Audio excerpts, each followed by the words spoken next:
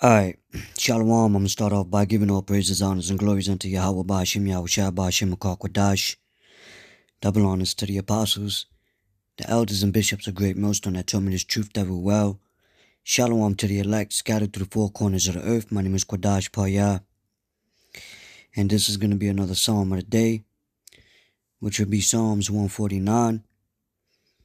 Right? It says, this Psalms 149 verse 1, it says, Praise ye the Lord, sing unto the Lord a new song, and his praise in the congregation of saints. And, we're singing a new song right now, we're crying aloud, we're blowing the trumpet, right? Reading the scriptures, we're prophesying, about prophecies that has yet to happen. So it's new. It's really an old song in the sense of, the Lord changes not, right? So these things been praising the name ancient times. But because our people as a nation, so-called Negroes, Latinos, Native American Indians, which are the biblical Israelites, we lost, because of the sins of our ways, we lost who we are and the name and prophecy and knowing, things of that nature. So to hear it again, it sounds new, right? So it says, Let Israel rejoice in him that made him. Let the children of Zion be joyful in their king. Right? And then it's heavy because it says sing a new song. We read in the book of Psalms.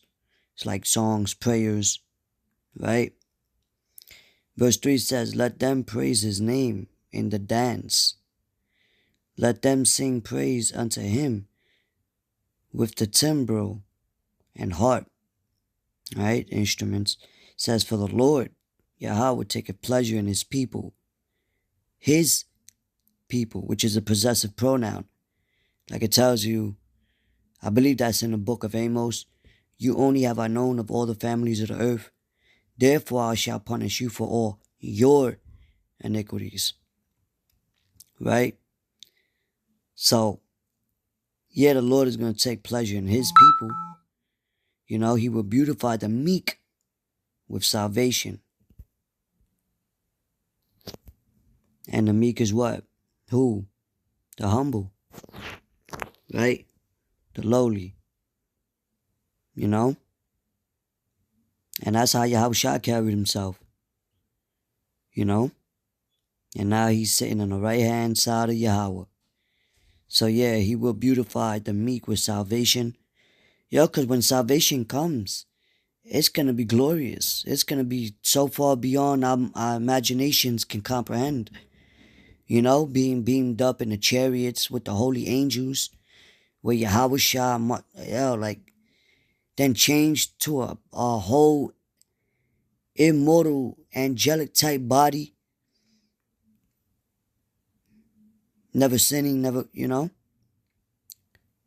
So the Lord, Yahweh, is going to show how beautiful his salvation is compared to the beauty that these people so direly possess in this wicked-ass society. So it says in Peter's, we look for a new heaven and a new earth wherein dwelleth righteousness.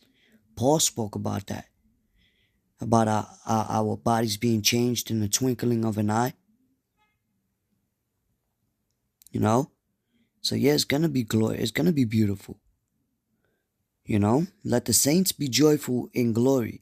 Let them sing aloud upon their beds.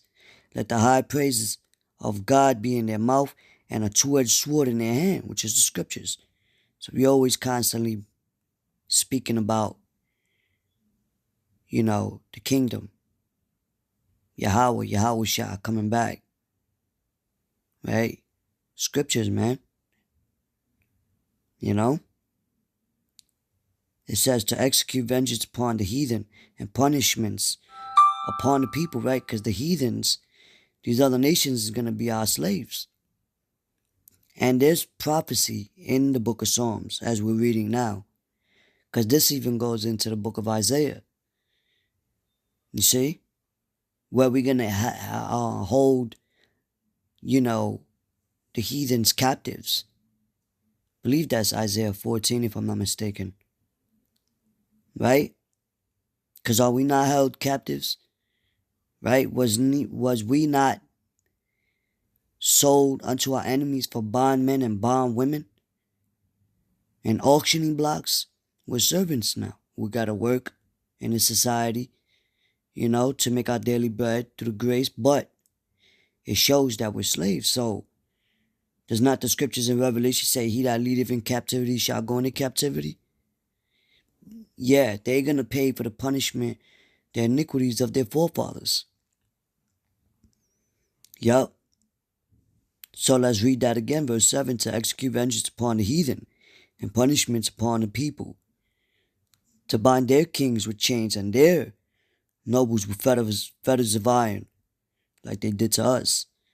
And they're still doing it, to execute upon them the judgment written. This honor have all his saints. Praise ye the Lord, right? Blessed is he that see the downfall of his enemy, man. As the scriptures speak about, merely paraphrasing. Because we can even go to Psalms real quick. That's heavy because it's in Psalms, which we're going into. I believe it's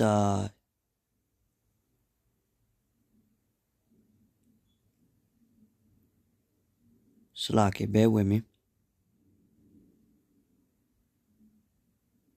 Right, it says,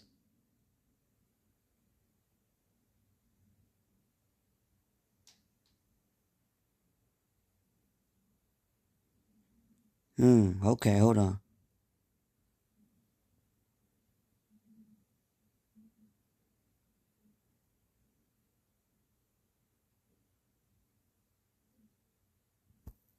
I know there was one in the book of Psalms where it's going into yep, I got it. It's in verse 8 actually. Dang, that's the spirit.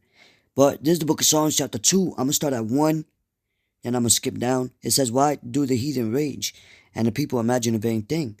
The kings of the earth set themselves, and the rulers take counsel together against the Lord and against his anointed, saying, right? These heathens are against the children of Israel, right?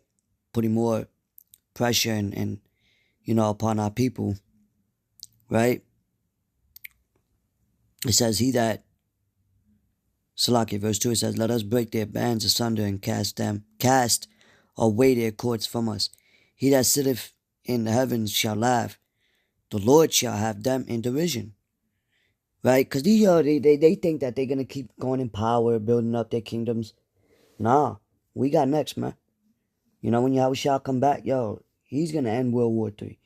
He's going to bring the pain, and we're going to take the kingdom, as it says in Daniel. We're going to rule in righteous. These heathens are not going to rule anymore, man. Real soon. All the kings of this earth right now is going to be destroyed. That's why Yahweh Shah is referred to as the King of Kings. Going to snatch all the crowns off your head. So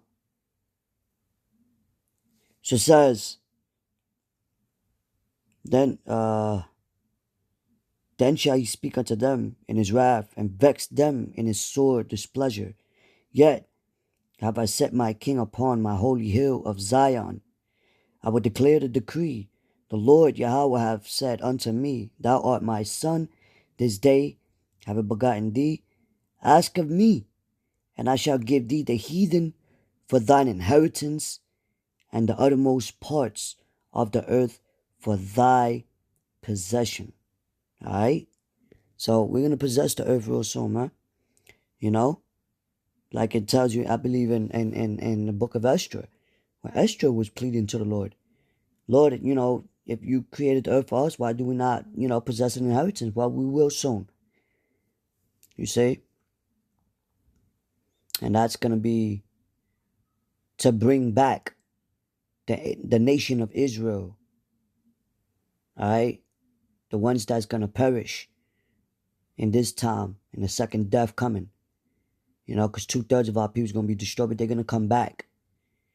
Reincarnation is real. It's scriptural. So that was the book of Psalms 149. and partial of Psalms 2. Matter of fact, we might as well read on. It says, verse 9, because there's only 4 more precepts. It says, thou shalt break them with a rod of iron. Thou shalt dash them in pieces. Salakia. It says, Salakia, thou shalt break them with a rod of iron. Thou shalt dash them in pieces like a potter's vessel, right? Because we're going to be ruling. You know, the scripture say we are gods, but shall die like men. But we're going to be ruling in righteousness as kings of the earth through the law, statutes, commandments. And if they go off, these other nations go off, we're going to have to teach them the name, the law, statutes, commandments, and how to rule the earth in righteousness. They're going to be our servants, man. You know? And we're going to rule them with a rod of iron. It says, be wise now, therefore, O ye kings. Be instructed, ye judges of the earth, right? The scriptures say what? In the book of Isaiah, chapter, I believe, what is that? 66 and 3, if I'm not mistaken, where it says, wisdom and knowledge shall be what? The stability of thy tongue. So we're being instructed. You know? It says, serve the Lord with fear and rejoice with trembling, with fear, so you don't have to go off. So you could do that which is pleasing in his sight. To the best of your ability, you know? It says, kiss the Son, lest he be angry and ye perish from the way. And you don't want to perish. When his wrath is kindled, but a little blessed are all they that put their trust in him. So put the trust in the Lord and not in man. Alright? Stay in the spirit, watch and pray. This was the book of Psalms 149 and the book of Psalms chapter 2. So with that, I hope this was edifying, straight to the point. Till next time, I'm going to say shalom.